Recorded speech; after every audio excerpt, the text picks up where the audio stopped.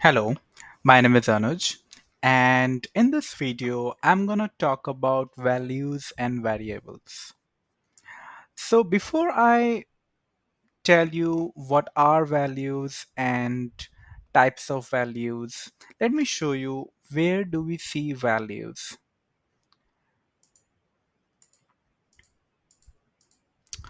So, here you can see you must have created an account with Google, and when you type your first name here, last name, username, and your password.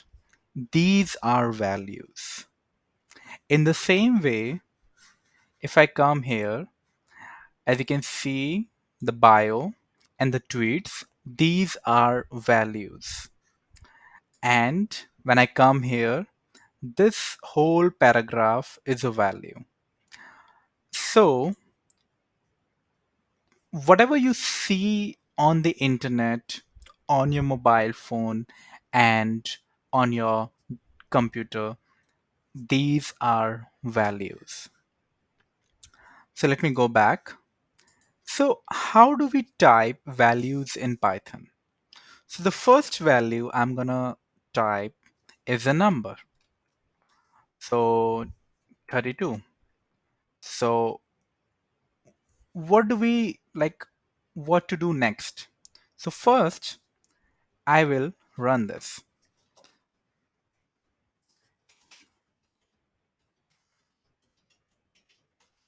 So I'm gonna run this index.py and you see that something has happened. I don't know what, but I see no error. And so I think Python happily digested this value. Okay, now let's write something else. Let's write a text, Alice. So when I run this, I get this error. Alice is not defined. Did you mean slice? Okay, so that's a problem. Well, so how do we resolve this issue? So the thing is, whenever we are writing any text, we need to wrap them with speech marks or the quotation marks. It could be double, triple, or single. So if I write like this, this is not, one sec. So it could be like this, and it could be like this as well. And if I run it, you will see that Python is happily digesting all these values without throwing any error. Okay, so how do we output these values? Okay, where? Here in this terminal. Okay, so how do you do that in Python? So in Python, I need to use a keyword which is print, and I need to wrap my values with these bracket. Okay, so Python, so we are just telling Python that value is starting from here and is ending there. Okay, and in the same way I will do here print, and then I'm gonna do this. Now what about this? Print and bracket, and same thing here. All right, now if I run this, we should see these values here. Okay, so we are able to output our values in this terminal. Now, how do we prompt our user to input some values? Because here let's assume we are developers and we are creating some sort of application, and this is the data. Okay, so how do we ask our user, okay, to type something? So to do that, so for the output, we need to use this keyword print, but for the input, I need to use input. Very easy. So let's say what is your name? All right. So when I run it, you should see that computer will prompt me to type something. And here you can see, so I can type something here. And if I type something like this and I hit enter, you can see now the program has ended. Okay. All right. So this is a way we output with the help of print keyword, and with the input keyword, we ask or we prompt our user to input values. Okay.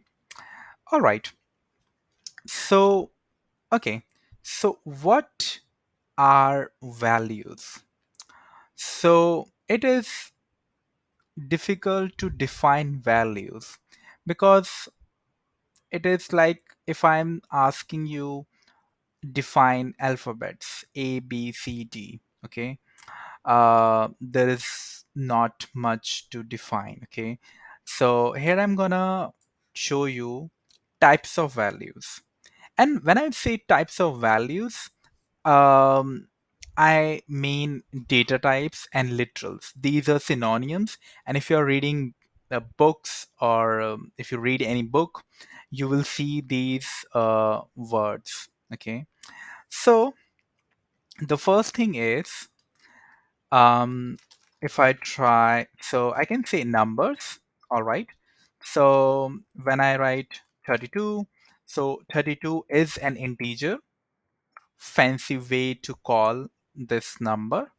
And if a number has decimal like this, 3.2 or 3.3, that is a float. Okay, it is a float. So any number with decimal, we will call them float, or any number without decimal, we will call them integer. Okay. And okay, what about our text? So anything that goes that goes inside, or anything I wrap with quotes, okay, all those values or things are strings. Okay, another fancy way to so even if I'm writing like this 32, this is a string. Okay, as I told you, anything, if I am wrapping anything with quotes, single quotes, double quotes, or triple quotes, all those things are known as strings. Okay, strings, strings. All right, now we can do a one thing, which is we can use a keyword, and that keyword would help us to know the data type. Okay, so if I type something like this, print, and I'm using another keyword, which is the type. So if I say 32, my computer will tell me the data type of this. Okay, as you can see, this is an integer. Okay, so in the same way, if I come here and if I type, and then if I write something like this, Alice, you can see I'm getting str, which is short for strings. And as I told you, that anything I keep or anything I wrap with these brackets, okay, they become strings. Okay, so if I do something like this, type, and if I type 32, and if I do this, okay, now I'm wrapping 32 with the quotes. And now if I run it, you can see this is string. Okay, so earlier it was a number, integer, now it is a string. Okay, now you may ask, like, what is the difference between string and integer? So if a number, okay, is a number, means to say, like, I'm not wrapping number with the quotation marks or speech marks, I can do mathematical calculations. Okay, so when I'm here, so if I type something like this, 32 plus 5, okay, and if I run this, you will see 37. Okay, so yeah, and if I do something like this, print 32, and let's wrap this with the quotation marks, then I'm gonna write 5 again with the quotation mark, and you will see something else, which is 325. Okay, so computer is not doing any mathematical calculations because this is a string. Okay, 32 and 5, these are strings, not numbers. Okay, so that is the difference between strings and integers. So I can make a number, I can make a number string, but I cannot make a string. Like I cannot say that Alice can be a number. Okay, Alice cannot be a number. All right. So with the help of the type, it is very, very handy. So if you're unsure, okay, about data type you are getting, you can always check the data type like this. Okay. All right. Now this is a way you can type. Okay. So, and there is also one way, which is something like this, print. And if I keep 32 like this, and if I wrap 32 like this, and if I type int like this is already an integer. Okay. So let's write str. So if I run this, obviously you won't be able to like know what is this. Okay. So I can do something like this.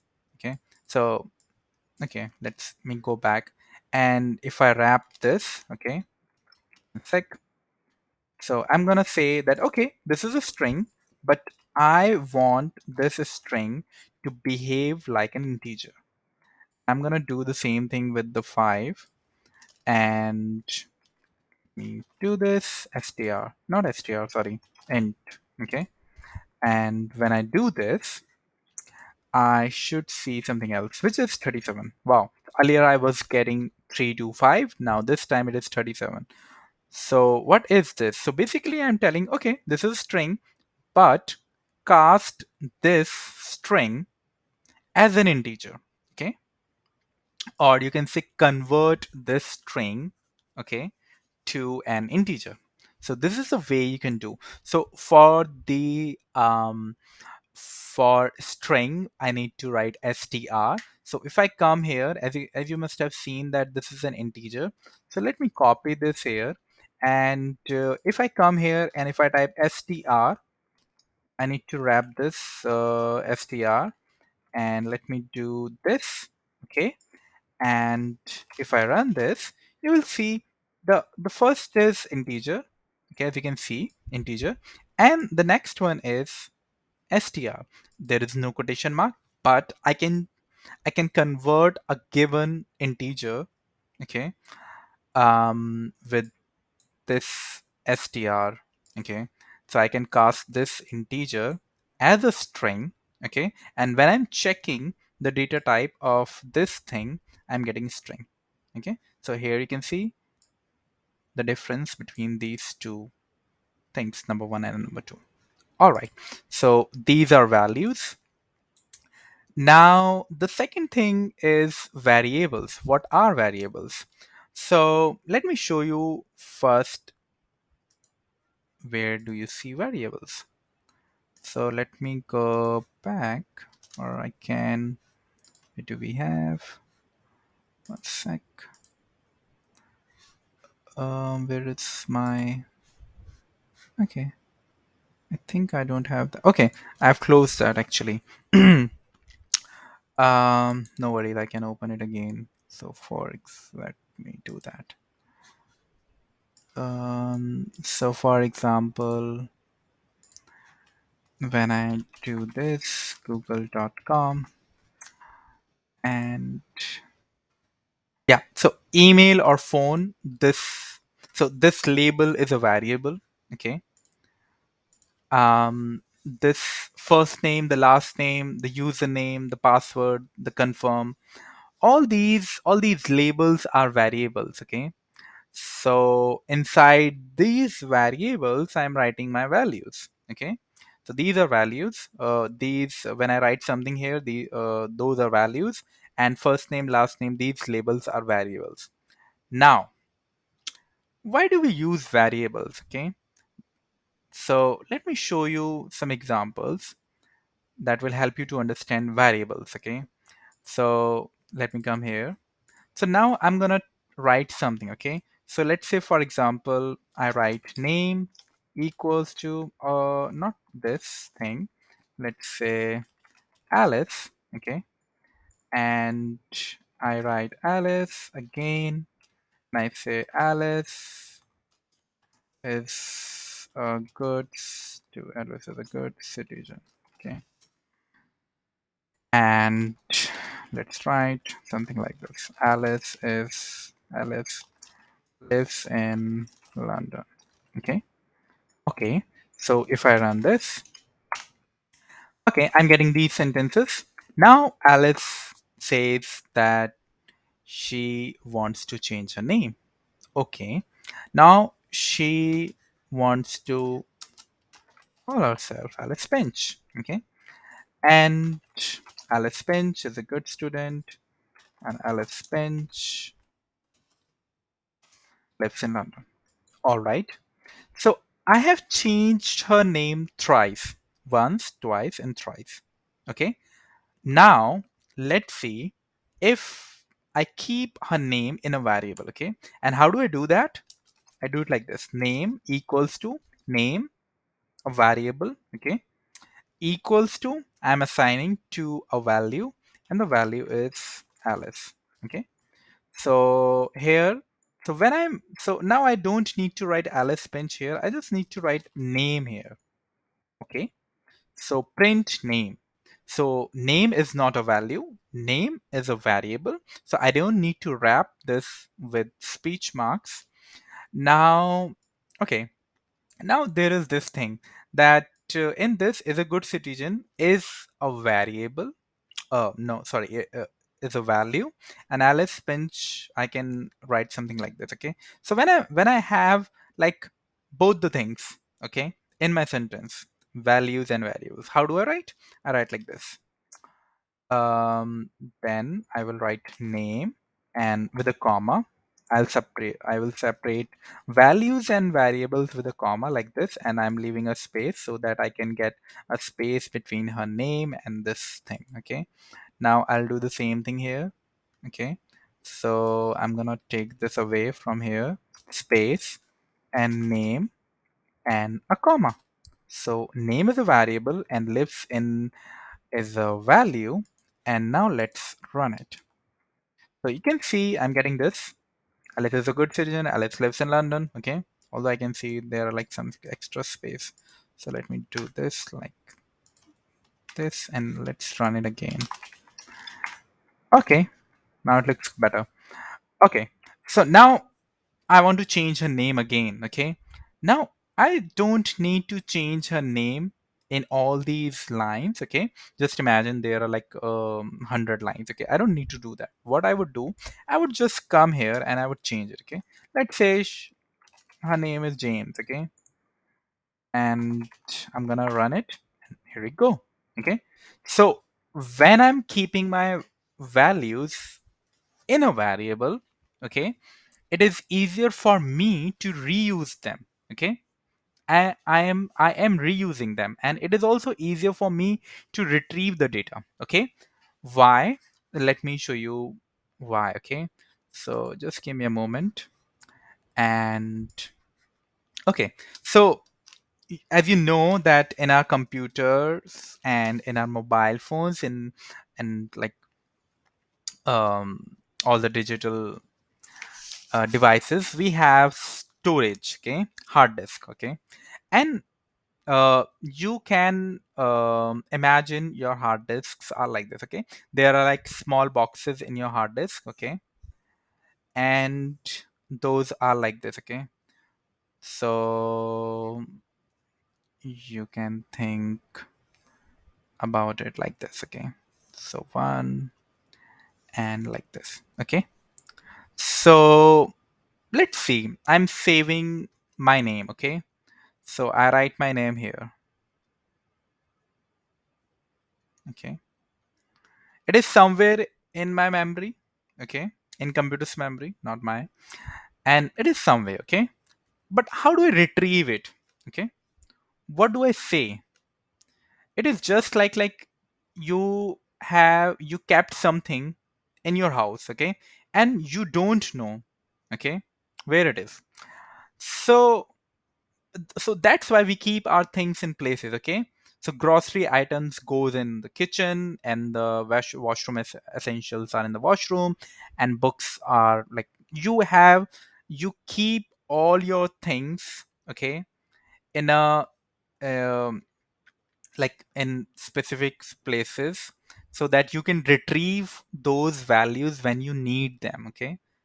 Otherwise it would be very very difficult for you to find those values, okay. So that's why we have addresses, okay. So when someone says, okay, where is your home, you say, okay, this is my address, okay.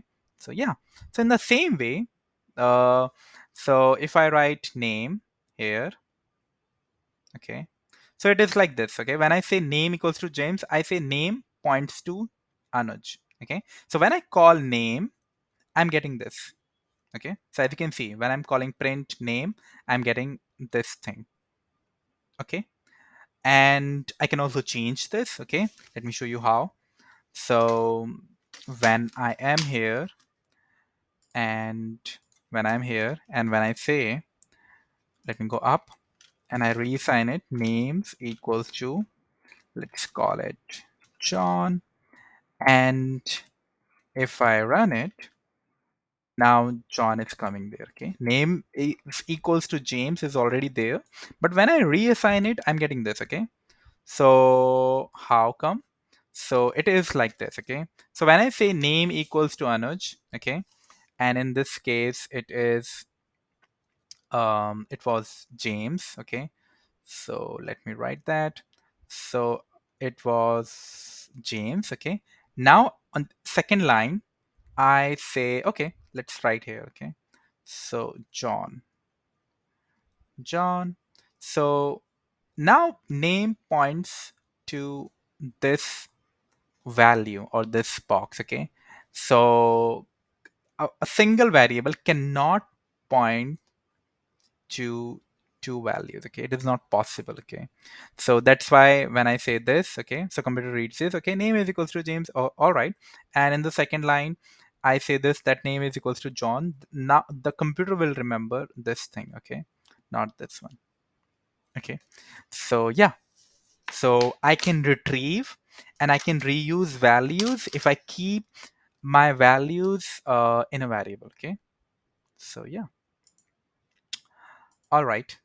So okay, now you can see that here and in this line I formatted a sentence. Um I'm making a sentence. Okay, so this is not a good way to format our sentences. Okay, I really don't like to have the commas here. Okay, because like let me write something, age equals to 32, and when I come here, John is a good citizen, and let me write something else, and he is,